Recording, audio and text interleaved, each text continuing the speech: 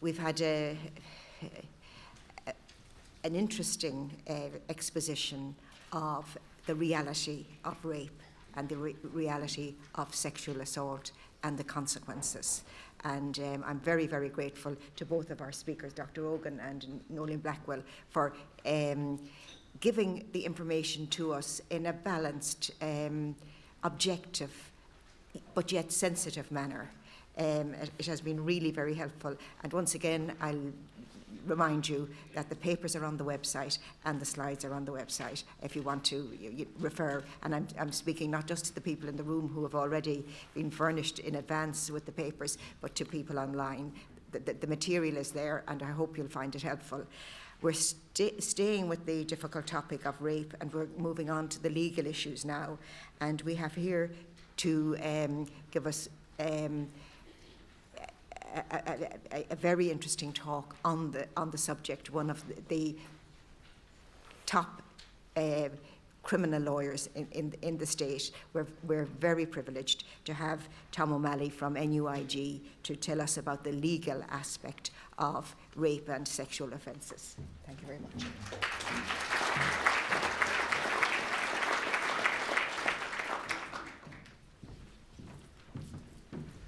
Thank you very much, Chairperson.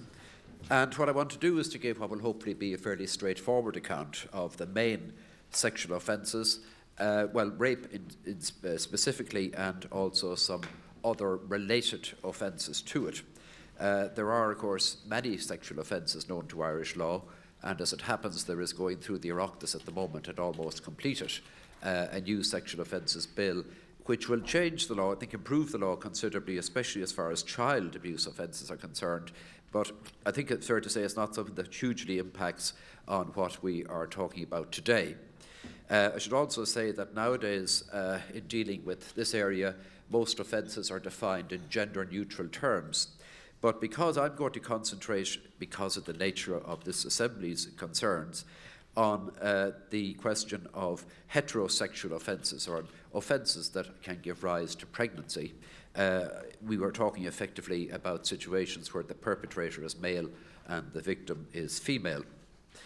I suppose one first thing to say there, I think it's important just at the outset to notice that there is a constitutional background to all of this, in that we have to ask the fundamental question, well, why is it that the law criminalises rape and other sexually violent conduct?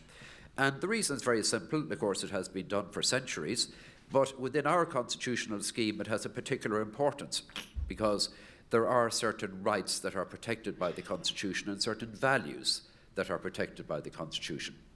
And one of the most fundamental rights protected by the Constitution is the right to bodily integrity, which was recognised by the Supreme Court back in the mid-1960s. And of course, rape is quintessentially a violation of the right to bodily integrity. There is an increasing recognition of the right to human dignity, or at least the value of human dignity, and also the right to personal autonomy. And therefore, I suppose, what connects all of these sexual offences we're talking about is that they are designed to promote sexual autonomy. In other words, the reason that we criminalise the conduct in question is that we respect personal autonomy as a constitutional value, which means, first of all, that people of full age and capacity should be free to engage in sexual activity with others as they wish, provided the others, of course, are of full age and capacity, but also that they have the right to refuse to engage in sexual activity with anybody, either generally or in specific circumstances. There is also, of course, a strong protective element involved in the sense that we have a law, as most countries, every country does, to ensure that persons below a certain age and persons with mental incapacity are given special protection. So I want to start then with the law of rape, and I'm going to deal with it very simply. Rape consists of sexual intercourse with a person, but we'll concentrate at the moment here on heterosexual intercourse with a woman who does not consent to it. And therefore it's an offence, as we will understand it, between a male and a female. So the first ingredient, the first element, is that sexual intercourse, vaginal sexual intercourse, takes place. The second element is that the female did not consent to it at the time, and I'll come back to consent in a moment. And the third is that the man in question actually knew that the woman was not consenting, or that he was reckless as to whether she was or was not. Now, again, it's important to note that, like with all criminal offences, the prosecution bears the burden of proving beyond a reasonable doubt all three of those elements. So the prosecution must prove each of those three things. With regard to consent, there isn't at the present time a statutory definition of consent, but there is about to be such a definition included in the new legislation that I mentioned a moment ago. But essentially that won't change the law in any significant way, because the essence of consent is that it is freely and voluntarily given. It's not a question of coercion or anything like that. It's the person must freely and voluntarily agree to engage in the act in question before there is consent. And it is accepted that there are certain circumstances where a person is not capable or does not consent. For example, if the person is asleep, if the person is heavily intoxicated or heavily drugged, or if the person is subject to violence or is being held in captivity. All of those would be just a few examples of circumstances where a person would not consent. But none of those circumstances need to be present. It's a question of fact in each case whether the victim or the complainant consented or did not. And then there is what we call in the law the mental element. That is, a person will not be guilty of an offence unless they had this so-called mental element. You may have heard the expression mens rea. That's exactly what it means. And that is, you're not guilty in this case unless you knew that the other party was not consenting. Again, that's a subjective test. The test is, did this particular defendant know at the time that the complainant was not consenting? It's not an objective test where you ask the question, would a reasonable person in the circumstances have known that the complainant was not consenting? It must be, the focus of the inquiry must be on the individual defendant himself. What did he know at the time? Though it is, of course, true that and the Supreme Court has said this as late as a few months ago, that the defendant's belief, if it was a belief, in the complainant's consent must be genuine. So he must have genuinely believed that she was consenting. So those then are the three elements of rape, if you like. It's also important just to say very briefly that rape within marriage does exist. There isn't any difference. At one time there was, or we believe there was, a thing called the spousal rape exemption, but that was formally abolished in 1990. I've dealt with the mental element already.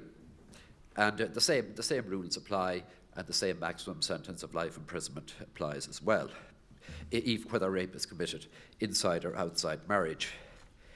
Now, the next offence I just want to mention used to be known in the old days as statutory rape or unlawful carnal knowledge, and it's very simply this. It has been recognised for centuries that persons below a certain age require special protection, and therefore a person who has sexual intercourse with a person below the specified age of consent is guilty of an offence. And in this country at the present time, that age of consent is 17 years. So therefore, if a male, who could be of any age, has sexual intercourse with a girl, or female, as I'll say, to be neutral about it, under the age of 17 years, he is guilty of an offence. And her consent, even if she does consent, is no defence whatever to him. Now, there was a change made in the law in 2006 as a result of a constitutional decision of the Supreme Court, which means that if a person who is charged, a male who is charged with this offence, will have a defence if he was genuinely mistaken as to her age, which can sometimes happen. In other words, he might have had good reason to believe that she was over the age of 17 years. She might even have told him, misled him to believe that she was over the age of 17 years. That is now a defence to a person charged with that offence. But again, I just want to make it absolutely clear that the young woman's consent is no defence to a male in those circumstances. The only defence he has is that he was mistaken as to her age.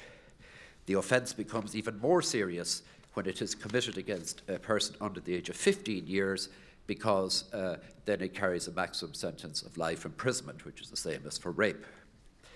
There is a slight change going to be made in the law under the new legislation, because one of the contentious areas here is what happens when, for example, both parties are young, both are teenagers, and there will be built into the new legislation, well, what used to be known in the old days in England as a young man's defence.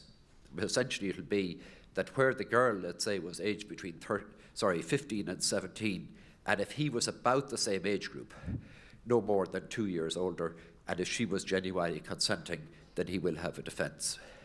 But suffice it to say that if the girl is under the age of 15 years, well then, unless there was a genuine mistake on the male's part as to age, he will be guilty of a serious criminal offence which carries up to life imprisonment.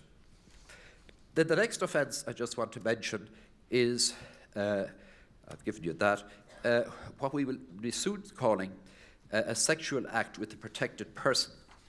At the present time, we have an offence which isn't a very satisfactory one, which is the offence of having sexual intercourse with what's called a mentally impaired person. That carries a maximum sentence of up to 10 years imprisonment. And the essence of that offence is that you have intercourse with, well, a woman, could be a male actually, but we're just concerned with heterosexual activity, that you have sexual intercourse with a woman who is known to you to be, in the present language, mentally impaired. That's going to change, and I think very much for the better, under the new law, which is about to be enacted by the Oireachtas. It will now be called Sexual Act with a Protected Person. And essentially this will be a more finely tuned provision that will make it an offence punishable with up to life imprisonment if there is sexual intercourse involved with a person who is incapacitated to the extent that she or he, what we'll say for present purposes, she does not understand the nature of the act, for example, or isn't capable mentally of evaluating the kind of information that would be necessary in order to decide whether to consent or not. And that, as I say, should be enforced hopefully fairly soon. Incest, this is an offence I can deal with fairly briefly. It isn't, I think, prosecuted all that often because it often takes the form of child sexual abuse, and therefore other offences can be charged instead. But it is an offence that can be committed by either a man or a woman. Essentially, a man commits incest if he has sexual intercourse with his mother, sister, daughter or granddaughter, and then a woman commits incest provided she has reached the age of 17 years, and then if she consensually permits her father, grandfather, son or brother to have sexual intercourse with her. One of the things about incest is that it's not dependent on age. In other words, sorry, I put that slide on too soon, but incest is not dependent on age. You know, a middle-aged brother and sister who fully consented to have intercourse would be guilty of incest just as much as if there was a more abusive relationship involved. But in effect, it is most likely to be charged when there is an imbalance of power, if you like, in the relationship. In other words, it'll be father, daughter, older brother, younger sister, or, you know, that kind of relationship. And again, the important aspect of it is that consent on the part of either party will not prevent them from being prosecuted and convicted of the offence in question. There was until recently what some people saw as an unsatisfactory situation whereby a man convicted of incest could be sentenced to up to life imprisonment. A woman faced only up to 7 years imprisonment. There were one or two rather serious cases that happened within the country over the last number of years where a woman was convicted of incestuous conduct with a teenage son, and as a result of those cases, the new legislation will equalise the maximum sentence, so it will now be life imprisonment, irrespective of whether the perpetrator, so to speak, or the main perpetrator was a man or a woman. So they are the main sexual offences for our purposes here today. And I just want to say something then about sentencing of sexual offences. In this country, sentencing is largely discretionary. That is to say that every offence carries a maximum sentence which is prescribed by law. The maximum sentence is usually quite high, and it is generally left to the discretion of the trial judge, subject obviously to the appeal courts to decide what the appropriate sentence is in each individual case. There are several principles, if you like, that are well accepted and that guide the courts in terms of the sentences that they impose. The principle, the main guiding principle, is the principle of proportionality, which means that a sentence must in every case be proportionate both to the gravity of the offence and to the personal circumstances of the offender. So, if you like, there are two parts to the sentencing decision. A judge has to first of all look at the gravity of the offence. Where does it rank on the overall scale of gravity, and then make any adjustments that are necessary to accommodate or to reflect the circumstances of the offender at the time of sentence. For example, it could be a significant factor if the offender was suffering from serious ill health or old age, had family responsibilities or whatever at the time of sentence. Those are factors that obviously have to be taken into account. However, we do have a specific provision in relation to sex offences, or a specific judge-made rule, which was decided by the Supreme Court in 1988, I should say, almost 30 years ago now. That was a case which is mentioned in the handout, where it is held that the sentence for rape should always be, save in the most exceptional circumstances, that the sentence should always be a substantial and immediate custodial sentence. That it should be a substantial sentence and an immediate sentence. In other words, it shouldn't be a suspended prison sentence. And that, I think it is fair to say, has remained the law ever since and has been applied ever since. Obviously, it is difficult to sentence any offence. And when it comes to sex offences, there are so many different factors that have to be taken into account.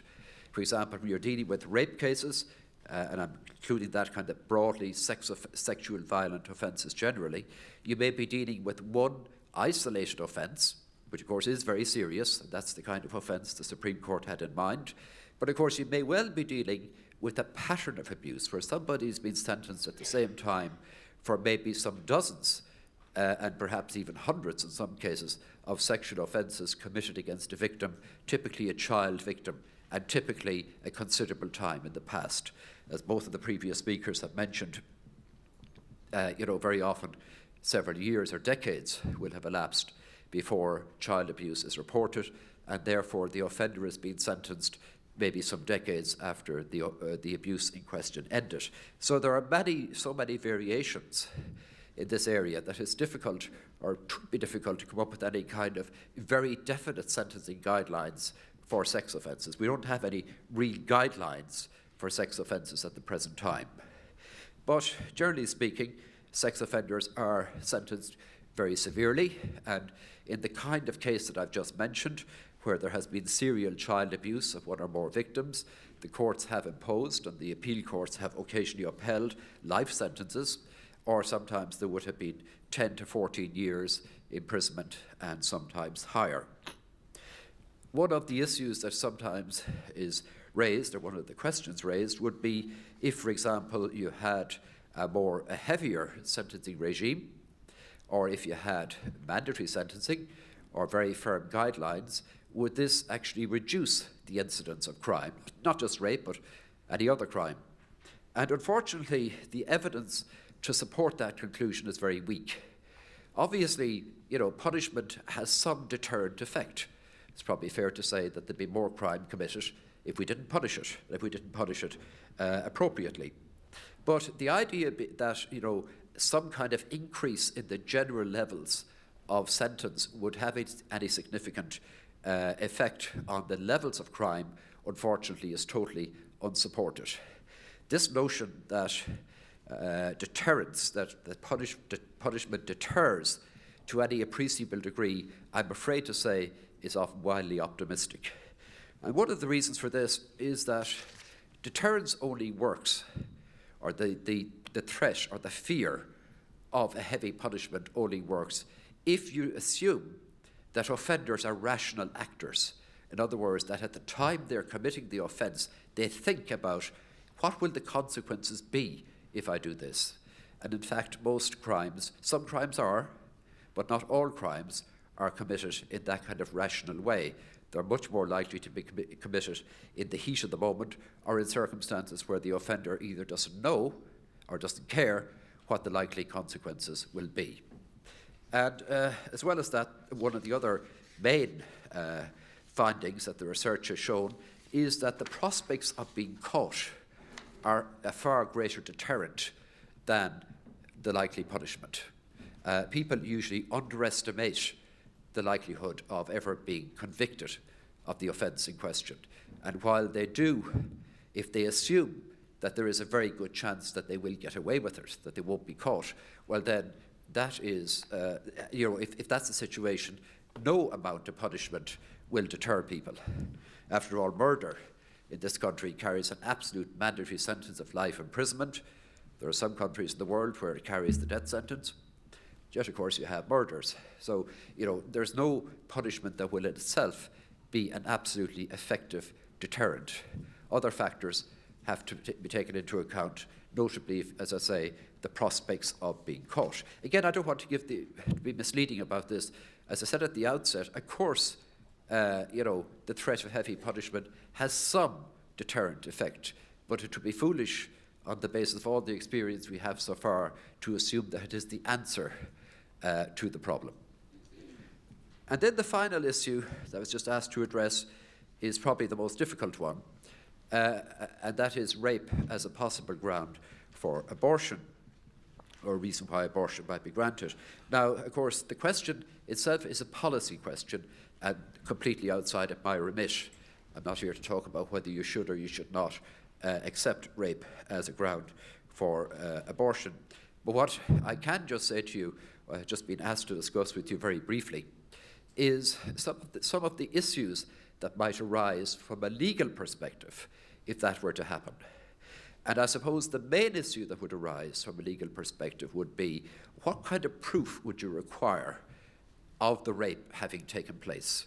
Now again, of course, when I talk about rape, not just talk about rape in the legal sense that I have outlined it earlier on, of, if you like, sexual intercourse, non-consensual sexual intercourse, I will be including here child abuse, which involves sexual intercourse, and incest, and sexual intercourse with a mentally disabled person. So I'll use, if I made the expression rape, to cover all of those just for the moment.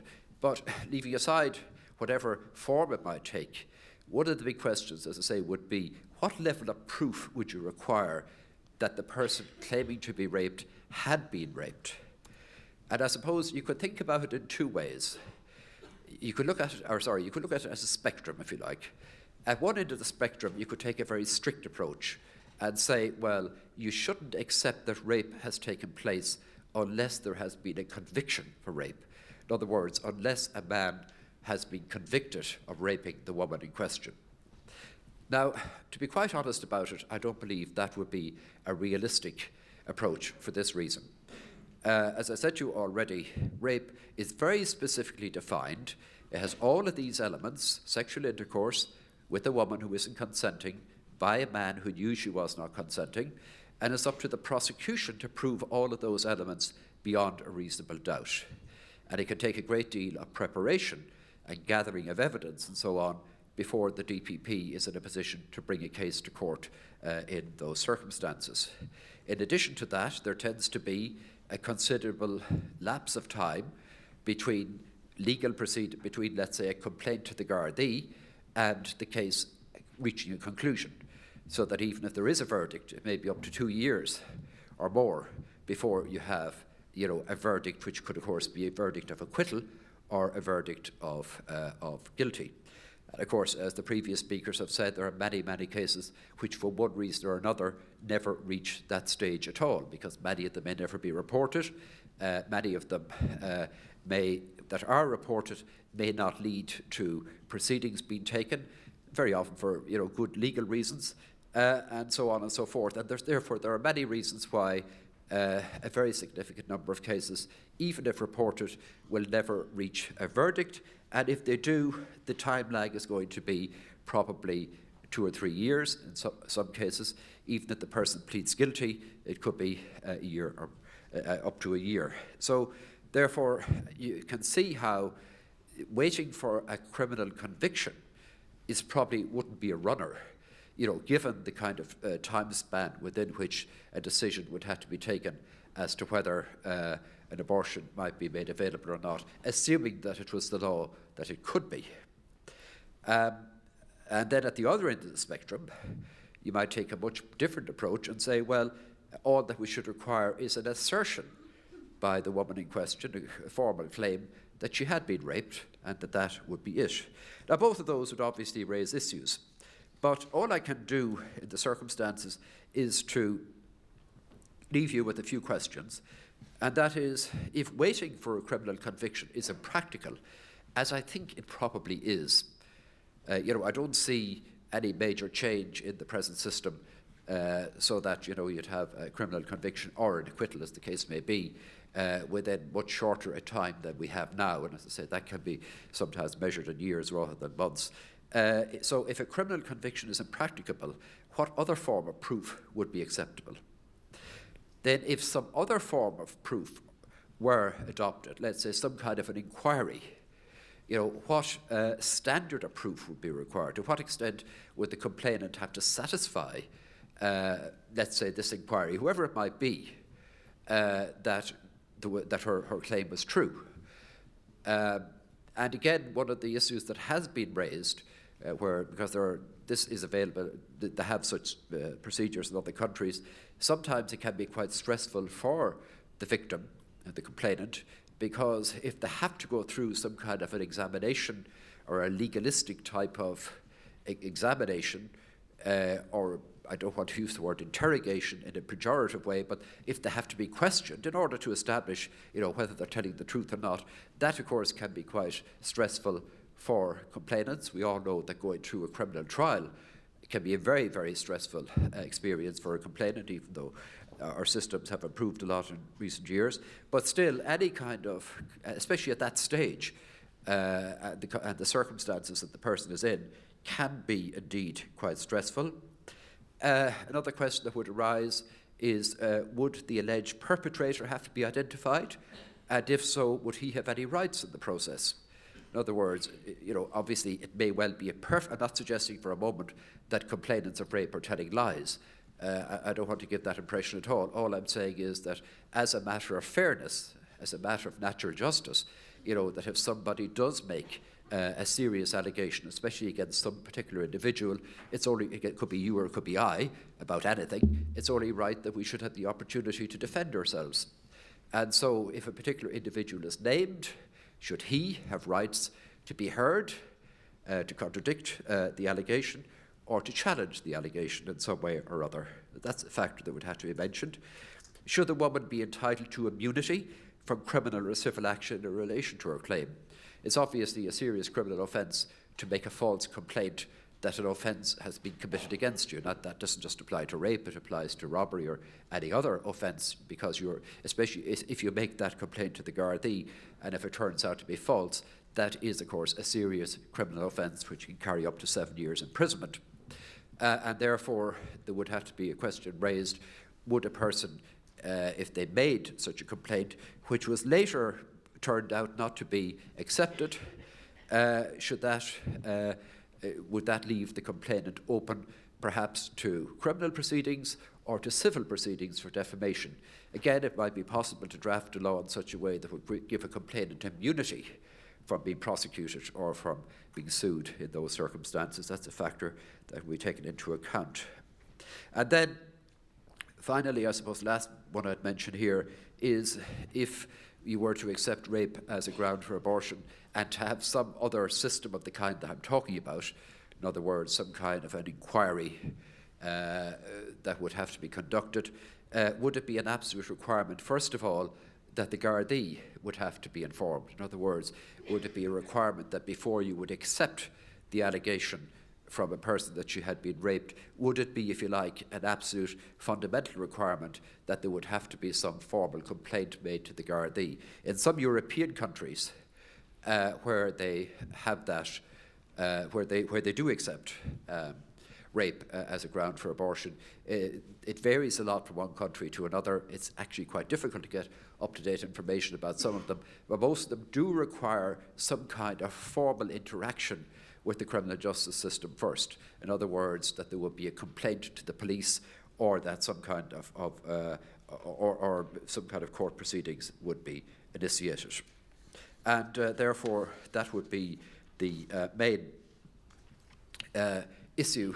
They would be the issues that would be involved. Again, I would just conclude with the point which I just touched on earlier, and that is, we're talking so far on the assumption that we're talking about somebody, let's say an adult victim, alleging that she had been raped, and these are the kind of issues that would arise. Of course, you also have big questions where the offence in question might be sexual intercourse with a person under the age of consent. Now, in some of those cases, they are rape in everything but name. Let's be clear about that. It will be a father or a brother or a stranger or a teacher or whatever abusing a child, and therefore that would be equivalent to rape. Of course, in other cases, especially when you're talking about older teenagers, let's say people around 15, 16, 17 years, the pregnancy could arise from an act that is strictly speaking criminal, but where there was, if you like, consent. So again, that's just a factor that you'd have to bear in mind when considering this area. I know it's a rather complex area, this last matter that I mentioned, but any questions and discussion you have afterwards, I'd be very happy to participate in that. So thank you very much indeed for listening.